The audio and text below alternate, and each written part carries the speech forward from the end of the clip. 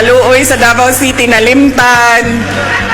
Vice President at Education Secretary, Sara Duterte, handang magbigay ng 14 na lechong baka para sa mga atletang kasali sa Davao Regional Athletic Association na ginanap sa Davao City UP Sports Complex noong Lunes, April 1, 2024.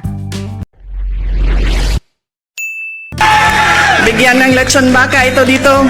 Sa kalagitnaan nga ng speech ni VP Sara ay masayang inannounce niya na magbibigay siya ng lechong baka para sa mga atletang kasali sa Davao Regional Athletic Association.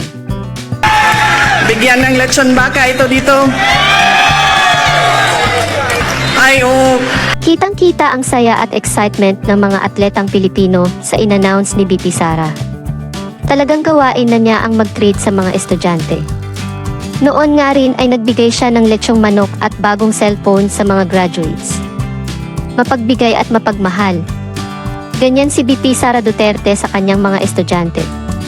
Hindi lamang siya isang leader na nagmamalasakit, kundi isang taong handang magbigay ng regalo at saya.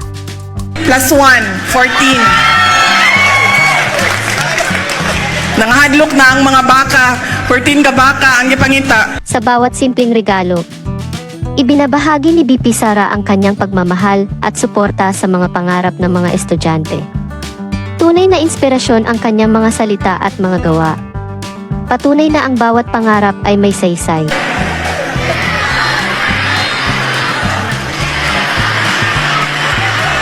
Okay na! Makisali sa kanyang pagmamalasakit at samahan si VP Sara Duterte sa kanyang misyon para sa edukasyon.